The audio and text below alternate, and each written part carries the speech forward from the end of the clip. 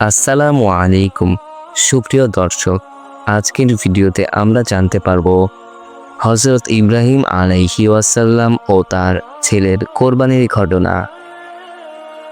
চলুন শুরু করা যাক। অনেক বছর আগে হযরত ইব্রাহিম আলাইহি ওয়াসাল্লাম ছিলেন এক মহান নবী। তিনি আল্লাহর প্রতি অগাধ বিশ্বাস রাখতেন। তিনি ছিলেন সৎ, নম্র আর দৃঢ় প্রতিজ্ঞ। আল্লাহ তাআলা তাকে অনেক কঠিন পরীক্ষায় ফেলেছিলেন, আর তিনি প্রতিবারই সফল হয়েছিলেন।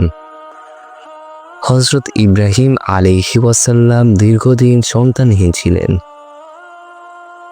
বহু দোয়া ও অপেক্ষার পর আল্লাহ তাআলা তাকে একটি পুত্র সন্তান দান করেন। তার পুত্রের নাম ছিল হযরত ইসমাইল আলাইহি ওয়াসাল্লাম। ছেলেটি বড় হতে থাকে, শান্ত ও অনুসরণকারী। বাবা ও ছেলের মধ্যে গভীর ভালোবাসা গড়ে ওঠে। একদিন হযরত ইব্রাহিম আলাইহি ওয়াসাল্লাম ঘুমের মধ্যে স্বপ্ন দেখলেন তিনি তার ছেলেকে কোরবানি করছেন। এটি কোনো সাধারণ স্বপ্ন ছিল না, এটি ছিল আল্লাহর পক্ষ থেকে নির্দেশ। তিনবার সেই স্বপ্ন দেখার পর তিনি নিশ্চিত হন আল্লাহ তার বিশ্বাস পরীক্ষা নিচ্ছেন। তিনি তার প্রিয় ছেলে ইসমাইল আলাইহি ওয়াসাল্লামকে নিয়ে আলাদা করে বললেন, বেটা, আমি স্বপ্নে দেখেছি আমি তোমাকে কোরবানি করছি, তুমি কি বলো?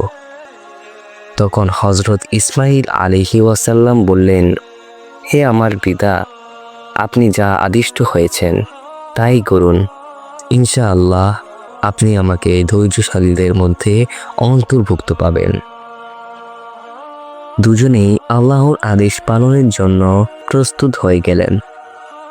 পাহাড়ের দিকে গিয়ে হযরত ইব্রাহিম আলাইহি ওয়াসাল্লাম চোখ বেঁধে তার ছেলেকে শোয়ালেন যেন হাত না কাঁপে।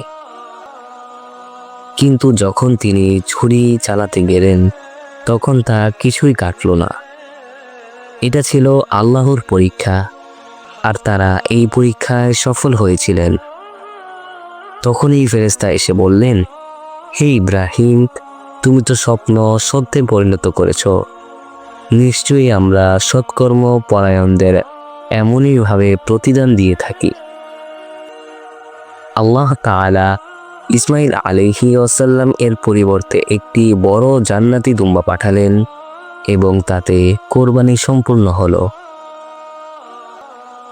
আর এই কোরবানির কাহিনী আমাদের শেখায় আল্লাহর আদেশ মানার জন্য আত্মত্যাগে প্রস্তুত থাকা ঈমানের শ্রেষ্ঠ প্রমাণ।